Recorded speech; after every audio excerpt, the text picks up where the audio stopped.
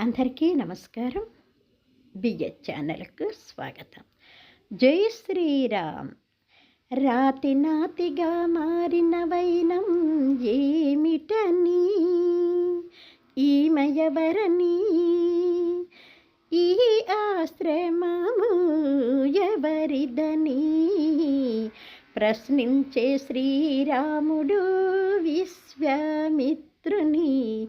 ప్రశ్నించే శ్రీరాముడు విశ్వామిత్రుని.